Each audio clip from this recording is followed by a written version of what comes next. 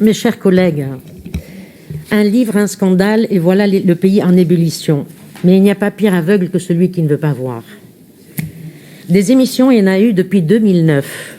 Ça a commencé par Les Infiltrés, ça s'appelait Maltraitance ordinaire. Envoyé spécial en 2018, Derrière la façade.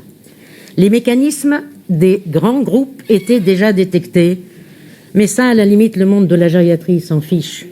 Ce qui compte pour nous, c'est la maltraitance de nos personnes âgées.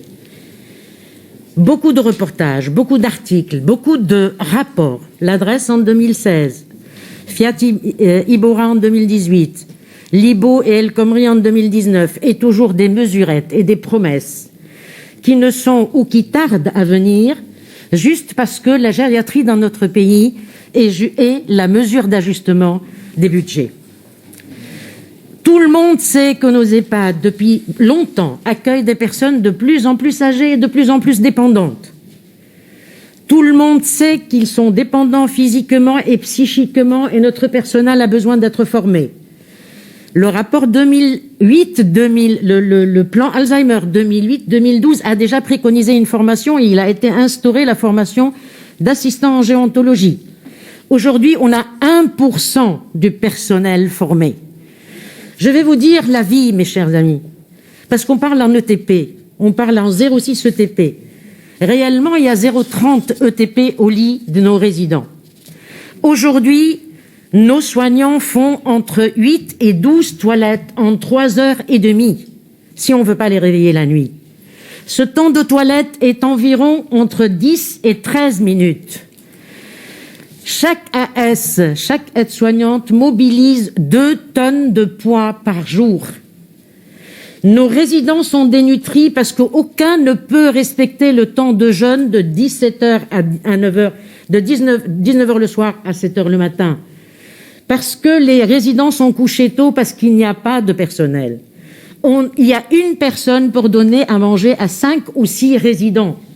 Les collations ne sont jamais données aux personnes vulnérables parce que celles-ci dorment depuis longtemps. Il faut quand même nous dire que beaucoup de contentions sont mises parce qu'il n'y a pas assez de personnel pour pouvoir surveiller. Et juste pour finir, je voudrais quand même vous rappeler que 40% des personnes qui sont décédées, des personnes âgées décédées en Covid, l'ont été dans les EHPAD avec les ratios que je viens de vous dire. Donc, vous savez, avec toute la bonne volonté que nous mettons, et je ne mets en doute aucune de cette bonne volonté. Une meilleure participation des familles et des élus au Conseil de la vie sociale permettra de donner un avis selon les textes consultatifs. Mais elle ne réglera pas la difficulté et la maltraitance sournoise qui n'est jamais dénoncée par les familles parce qu'ils n'ont pas d'autre choix, il n'y a pas de place pour changer leurs parents de place. Contrôler certainement les finances, ça peut apporter quelque chose, mais ça ne réglera pas cette maltraitance institutionnelle de nos résidents et de nos soignants. Donc, à quand vraiment on va reporter le fait de se pencher sérieusement sur la prise en charge de nos personnes âgées vulnérables et leur donner les conditions dignes de finir leur jour. Vous savez, en gériatrie, on est réduit à dire dignité égale bras. Donc, tant qu'on n'a pas de soignants, tant qu'on n'a pas de formation, tant qu'il n'y a pas de place en EHPAD qui peuvent être abordables par les familles, malheureusement, rien ne pourra changer cette maltraitance ordinaire. S'il est indispensable de nous occuper de nos jeunes parce qu'ils sont l'avenir de notre pays, il ne faut pas oublier que cette société a été construite par nos vieux et on leur doit ça. Merci.